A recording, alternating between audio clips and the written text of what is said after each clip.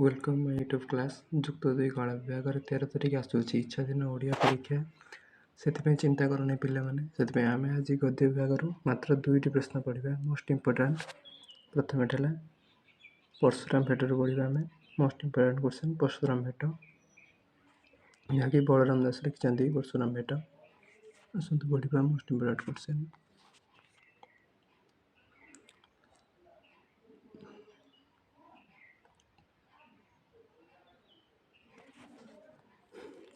କହନ୍ତି ଚ୍ୟାନେଲକୁ ସବସ୍କ୍ରାଇବ୍ କରନ୍ତୁ ଏବଂ ଲାଇକ୍ କମେଣ୍ଟ ସେୟାର କରନ୍ତୁ। ଆସନ୍ତୁ ଆରମ୍ଭ କରିବା। ନାମାଙ୍କରଣର ସଫଳତା ଦୃଷ୍ଟିରୁ ପରଶୁରାମ ଭେଟ କବିତାର ମୂଲ୍ୟାୟନ କର। ପରଶୁରାମ ଭେଟ କବିତାର ନାମାଙ୍କରଣ ସାର୍ଥକତା ପ୍ରତିପାଦନ କର। ପଞ୍ଚଶଖା ଯୁଗର ଶ୍ରେଷ୍ଠ କବି ବଳରାମ ଦାସ ଉତ୍କଳର ବାଲ୍ମୀକି ନାମରେ ପରିଚିତ। ଉତ୍କଳର ବାଲ୍ମୀକି ପଞ୍ଚଶଖା ଯୁଗର ଶ୍ରେଷ୍ଠ କବି ବଳରାମ ଦାସ। ମହାପ୍ରଭୁ ଶ୍ରୀ ଜଗନ୍ନାଥଙ୍କର ସେ ଥିଲେ ପରମ ଉପାସକ। ଲକ୍ଷ୍ମୀପୁରାଣ, ବ୍ରହ୍ମାଣ୍ଡ ଭୂଗୋଳ, ଭାବ ସମୁଦ୍ର ଓ ଜଗମୋହନ ରାମାୟଣ ପ୍ରମୁଖ ତାଙ୍କର ବଳିଷ୍ଠ କୃତି। ବେଦ, ବେଦାନ୍ତ, ଗୀତ, ଭାଗବତ ଇତ୍ୟାଦି ପାଣ୍ଡିତ୍ୟରେ ଲାଭ କରି ଏହି ମହାନ କବି ଜଗମୋହନ ରାମାୟଣ ସର୍ବଶ୍ରେଷ୍ଠ ସ୍ରଷ୍ଟା ଭାବେ ଓଡ଼ିଆ ସାହିତ୍ୟରେ ଶ୍ରୀବୃଦ୍ଧି କରିଛନ୍ତି। ଆଲୋଚ୍ୟ ପରଶୁରାମର ଭେଟ କବିତାଟି କବିଙ୍କର ଜଗମୋହନ ରାମାୟଣ ଆଦିକାଣ୍ଡରୁ ଗୃହୀତ। ଉକ୍ତ କବିତାରେ କବି ଯମଦଗ୍ନି ପୁତ୍ର ପରଶୁରାମଙ୍କ ସହିତ ମର୍ଯ୍ୟାଦା ପୁରୁଷୋତ୍ତମ ଶ୍ରୀରାମଙ୍କର ସାକ୍ଷାତ ପ୍ରସଙ୍ଗର ବର୍ଣ୍ଣନା କରିଛନ୍ତି। ତେଣୁ କବିତାଟି ଶୀର୍ଷକ ପ୍ରସଙ୍ଗଭିତ୍ତିକ ହୋଇଛି। ଏହା କବିତାଟିର ନାମାଙ୍କରଣର ସାର୍ଥକତା ପ୍ରତିପାଦନ କରିଛି। ମହାପ୍ରଭୁ ଶ୍ରୀରାମଚନ୍ଦ୍ର ମିଥିଳାରେ ଶିବଧନୁ ଭଙ୍ଗ କରି ସୀତାଙ୍କର ପାଣିଗ୍ରହଣ ପରେ ଅଯୋଧ୍ୟା ପ୍ରତ୍ୟାବର୍ତ୍ତନ କରିଛନ୍ତି। ତାଙ୍କର ପ୍ରତ୍ୟାଗମନ ମାର୍ଗରେ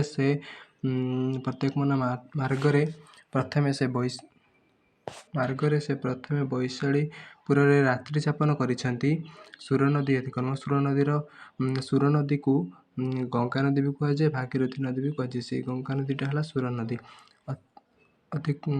ଅତିକ୍ରମ ଅନ୍ତେ ବିପୁଳ ବନରେ ବିଶ୍ରାମ ଗ୍ରହଣ କରିଛନ୍ତି। ତତ୍ପରେ ସେ ସିଦ୍ଧବନରେ ବିଶ୍ୱାମିତ୍ରଙ୍କର ଆଶ୍ରମରେ ଅବସ୍ଥାନ କରିଛନ୍ତି। ପରଦିନ ପ୍ରଭାତରୁ ଅଯୋଧ୍ୟା ଅଭିମୁଖରେ ଯାତ୍ରା କାଳରେ ରାଜା ଦଶରଥ ନାନା ଅଶୁଭ ସଂକେତମାନ ଦେଖିଛନ୍ତି। ଏହା ତାଙ୍କ ମନରେ ସଂଶୟ ଜାତ କରିଛି। ସଂଶୟ ମାନେ ଭୟ ଜାତ କରିଛି। ସେ ସମ୍ପର୍କରେ ସେ କୁଳଗୁରୁ ବଶିଷ୍ଠ, ତାଙ୍କର କୁଳଗୁରୁ କିଏ ଥିଲେ ନା ବଶିଷ୍ଠ, ଜିଜ୍ଞାସା କରନ୍ତେ ବଶିଷ୍ଠ କହିଛନ୍ତି ଯେ ସିଦ୍ଧବନରେ ଅବସ୍ଥାନ କରିଥିବା କ୍ଷତ୍ରିୟ ହନ୍ତା ମାନେ କ୍ଷତ୍ରିୟଙ୍କର ହନ୍ତା ମାନେ ହତ୍ୟାକାରୀ ପରଶୁରାମକୁ ଭେଟ ହେଲେ ହୁଏତ କିଛି ଅଘଟଣ ଘଟିପାରେ। ଏତଦ୍ ଭିନ୍ନ କିଛି ବିପଦର ସମ୍ଭାବନା ନାହିଁ। ବଶିଷ୍ଠଙ୍କର ବିଚାର ଯଥାର୍ଥ ପ୍ରତିପାଦିତ ହୋଇଛି। ପରଶୁରାମଙ୍କର ପ୍ରତ୍ୟାବର୍ତ୍ତନ ଜନିତ ବୀରବାଦ୍ୟ ଧ୍ୱନିରେ ଯୋଗାବିଷ୍ଟ ପରଶୁରାମଙ୍କର ଧ୍ୟାନଭଗ୍ନ ହୋଇଛି।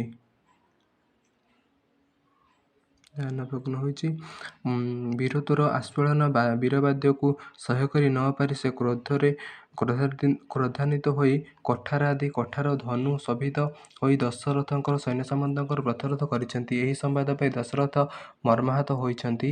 ସେ କୁଳଗୁରୁଙ୍କର ପରାମର୍ଶ କ୍ରମେ ପରଶୁରାମଙ୍କୁ ନାନା ପ୍ରବନ୍ଧନା ଦେଇଛନ୍ତି। କବିଙ୍କର ବର୍ଣ୍ଣନାରେ ଭମୁନି ଦିଶିଲା ଏ ମୋହର ପୁଣ୍ୟେ ଯହୁଁ ଦେଖିଲି ମୁଁ ଯମଦଗ୍ନିର ନନ୍ଦନ ଭୃଗୁକୁଳ ମଣ୍ଡନ ତପୀଙ୍କର ଶ୍ରେଷ୍ଠ କ୍ଷତ୍ରିଙ୍କର ଯମ ତପେଣ ଗରିଷ୍ଠ। ଦଶରଥଙ୍କ ପ୍ରବନ୍ଧନାରେ ପରଶୁରାମ ସନ୍ତୁଷ୍ଟ ନ ହୋଇ ଶ୍ରୀରାମଙ୍କ ନିକଟରେ ପହଞ୍ଚିଛନ୍ତି। ସେ ଶ୍ରୀରାମଙ୍କୁ ନାନା କଟୁକ୍ତି ବା କଟୁବଚନ କହିଥିଲେ ମଧ୍ୟ ପିତାଙ୍କ ନିର୍ଦ୍ଦେଶ ଅନୁଯାୟୀ ଶ୍ରୀରାମଚନ୍ଦ୍ର କ୍ରୋଧ ସମ୍ବରଣ ବା କ୍ରୋଧ ନ କରି ପରଶୁରାମଙ୍କୁ ଯଥା ସମ୍ମାନ ପ୍ରଦର୍ଶନ କରି ତାଙ୍କର ଆଦେଶ ପାଳନ କରିବାକୁ ସ୍ୱୀକୃତି ଦେଇଛନ୍ତି। ଶ୍ରୀରାମଙ୍କ ଉକ୍ତି ଶୁଣି ପରଶୁରାମ ତାଙ୍କର ବୈଷ୍ଣବ ଧନୁକୁ ବଢ଼ାଇ ତାଙ୍କର ହେଲା ବୈଷ୍ଣବ ଧନୁକୁ ବଢ଼ାଇ ଦିଅନ୍ତି। ତହିଁରେ ଗୁଣ ଦେଇ ଶ୍ରୀରାମ ପରଶୁରାମଙ୍କର ପରଲୋକର ପାପକୁ ଛେଦନ କରିଛନ୍ତି। ଶ୍ରୀରାମଙ୍କ ସହିତ ଭେଟ ଉକ୍ତ କବିତାର ଭାବଧର୍ମ ଧାରକ ହୋଇଥିବାରୁ କବିତାଟି ନାମକରଣ ଯଥାର୍ଥ ଅଟେ। ଏଇଠି ସରିଛି ଆମର ପରଶୁରାମ ଭେଟର ଗୋଟେ ମୋଷ୍ଟ ଇମ୍ପୋର୍ଟାଣ୍ଟ ଲଙ୍ଗ କ୍ୱେଶ୍ଚନ୍। ଏବେ ଆରମ୍ଭ କରିବା ଆମେ ଧୀରେ ରାଧା କରଧରିର ଆଉ ଗୋଟେ ମୋଷ୍ଟ ଇମ୍ପୋର୍ଟାଣ୍ଟ କ୍ୱେଶ୍ଚନ୍। ପିଲାମାନେ ଲାଇକ୍ କର, ସେୟାର କର, ସବସ୍କ୍ରାଇବ୍ କର। ଧୀରେ ରାଧା କରଧରି ମୋଷ୍ଟ ଇମ୍ପୋର୍ଟାଣ୍ଟ। ଅଭିମନ୍ୟୁ ସାମନ୍ତସିଂହା ଲେଖିଛନ୍ତି କବିତାଟି।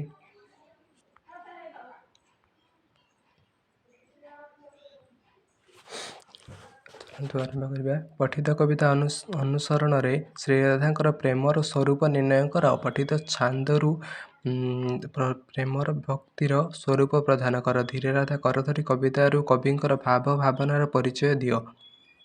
କବି ଅଭିମନ୍ୟୁ ସାମନ୍ତସିଂହା ଜଣେ ପଣ୍ଡିତ କବି ଥିଲେ। ନାନା ଭାଷାର କାବ୍ୟ ସାହିତ୍ୟ ଅନୁଶୀଳନ କରି ସେ ବୈଷ୍ଣବୀୟ ଭାବାଦର୍ଶରେ ଅନୁପ୍ରାଣିତ ହୋଇଥିଲେ। ରୀତିକାବ୍ୟ ପରମ୍ପରାର ଏହି କବି ବୈଷମ୍ୟ, କାବ୍ୟତତ୍ତ୍ୱ, ପ୍ରେମ ଭାବନା ଓ ରସିକତାରେ ପୂର୍ଣ୍ଣ ଥିଲେ। ସୁଲକ୍ଷଣା, ପ୍ରେମକଳା, ରସବତୀ ଓ ବିଦଗ୍ଧ ଚିନ୍ତାମଣି ପ୍ରମୁଖ କାବ୍ୟ ରଚନା କରି ସେ ଓଡ଼ିଆ ବାଣୀ ଭଣ୍ଡାରକୁ ସମୃଦ୍ଧ କରିଛନ୍ତି। ଆଲୋଚ୍ୟ କବିତା ଧୀରେ ରାଧା କରଧରି କବିଙ୍କର ସର୍ବଶ୍ରେଷ୍ଠ କାବ୍ୟ। ବିଦଗ୍ଧ ଚିନ୍ତାମଣିର 75 ଛାନ୍ଦରୁ ଗୃହୀତ। ଏଥିରେ କବି ପ୍ରେମ ଭକ୍ତିର ଅନନ୍ୟ ନିଦର୍ଶନ ଉପସ୍ଥାପିତ କରିଛନ୍ତି। ଓଡ଼ିଆ ସାହିତ୍ୟରେ ବୈଷ୍ଣବ ଧର୍ମଧାରାରେ ଦୁଇଟି ଭାବଧର୍ମ ଦେଖିବାକୁ ମିଳେ। ପ୍ରଥମଟି ଉତ୍କଳୀୟ ବୈଷମ୍ୟ ଓ ଅପରଟି ଗୌଡ଼ୀୟ ବୈଷମ୍ୟ।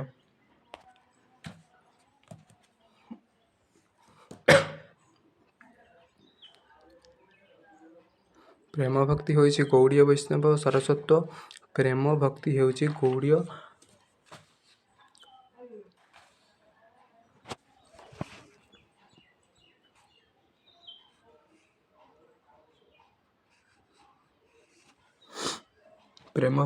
ଗୌଡ଼ୀୟ ବୈଷ୍ଣବର ସାରସ୍ୱତ। ରାଧାକୃଷ୍ଣଙ୍କର ଅପ୍ରାକୃତିକ ପ୍ରେମଲୀଳାର ବର୍ଣ୍ଣନା ଗୌଡ଼ୀୟ ବୈଷ୍ଣବ ଧର୍ମରେ ଦେଖିବାକୁ ମିଳେ। ରହସ୍ୟ ମଞ୍ଜରୀ କାବ୍ୟରେ କବି ଦେବଦୁର୍ଲଭ ଦାସ ବର୍ଣ୍ଣନା କରିଛନ୍ତି ଯେ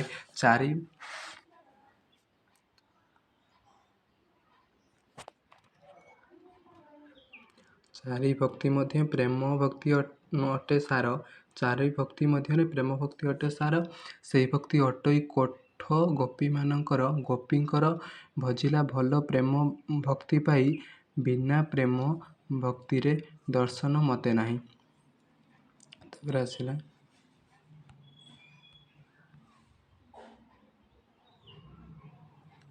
ଏହାର ଅର୍ଥ ଚାରି ଭକ୍ତି ମଧ୍ୟରେ ପ୍ରେମ ଭକ୍ତି ହେଉଛି ଶ୍ରେଷ୍ଠ। ଅଭିମନ୍ୟୁ ସାମନ୍ତସିଂହା ପ୍ରେମ ଭକ୍ତିର ଉଦ୍ଗାତା ହୋଇଥିବାରୁ ଶ୍ରୀରାଧା ଓ ଶ୍ରୀକୃଷ୍ଣଙ୍କୁ ଆଧାର କରି ଏହି ଭକ୍ତିର ଯଥାର୍ଥ ବର୍ଣ୍ଣନା କରିଛନ୍ତି। ବିରହିଣୀ ଶ୍ରୀରାଧା କୃଷ୍ଣଙ୍କର ସଙ୍ଗ ସୁଖ ତଥା ପ୍ରେମ ଲାଭ କରି ନ ପାରି ଅତ୍ୟନ୍ତ ମର୍ମାହତ ହୋଇଛନ୍ତି। ପ୍ରେମ ବିହୁଳା ଶ୍ରୀରାଧା ଦୂତୀ ନିକଟରେ ତାଙ୍କର ହୃଦୟ ବେଦନା ବର୍ଣ୍ଣନା କରିଛନ୍ତି। ଦୂତୀ ନିକଟରେ କୃଷ୍ଣ ପ୍ରେମ ବିନା ତାଙ୍କର ଯେ ମୃତ୍ୟୁ ସୁନିଶ୍ଚିତ ଏହା ସେ କୃଷ୍ଣଙ୍କୁ ଜଣାଇବା ପାଇଁ ଦୂତୀକୁ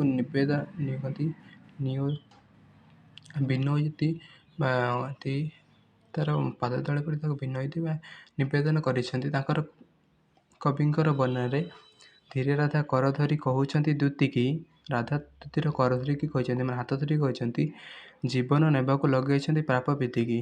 ମାନେ ଶ୍ରୀରାଧାଙ୍କର ଜୀବନ ନେବାକୁ କୃଷ୍ଣ ପାପ ବିଧି ଲଗେଇଛନ୍ତି। ଦ୍ୱିତୀୟ ପ୍ରାଣବନ୍ଧୁକୁ କହିବ ଯାଇ ଏତିକି, ତାଙ୍କର ପ୍ରାଣବନ୍ଧୁ ହେଲେ ଶ୍ରୀକୃଷ୍ଣ, କହିବ ଯାଇ ଏତିକି, ଦୀକ୍ଷା କରିଛନ୍ତି ପରା ନାରୀମରା ନୀତିକି। କୃଷ୍ଣ ନାରୀମରା ନୀତି ଦୀକ୍ଷା କରିଛନ୍ତି। ପ୍ରେମ ଭକ୍ତିରେ ସେବା ଦରକାର ସମ୍ପର୍କ ସେବା କର। ପ୍ରେମ ଭକ୍ତିରେ ସେବା ସେବକର ସମ୍ପର୍କ ଅତୁଟ। ଶ୍ରୀରାଧାଙ୍କୁ କୃଷ୍ଣଙ୍କର ସେବିକା ରୂପରେ ବର୍ଣ୍ଣନା କରି କବି ଏହି ଉକ୍ତିର ସାର ପ୍ରତିପାଦନ କରିଛନ୍ତି।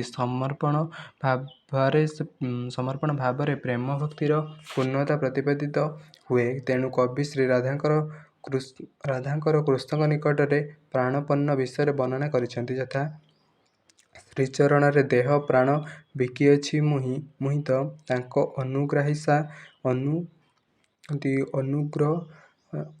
ଅନୁଗ୍ରହସିନା ମୋ କପାଳ ଲିଖିତ।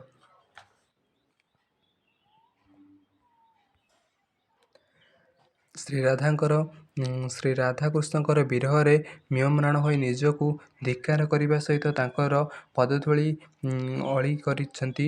ଏହାଦ୍ୱାରା ତାଙ୍କର ପୁଣ୍ୟ ଜାଗ୍ରତ ହେବ ଏବଂ ସେ ମୁକ୍ତି ପାଇବେ। ପ୍ରେମ ଭକ୍ତିର ନବମ ଦଶା ହୋଇଛି ମୂର୍ଚ୍ଛା ଯିବା।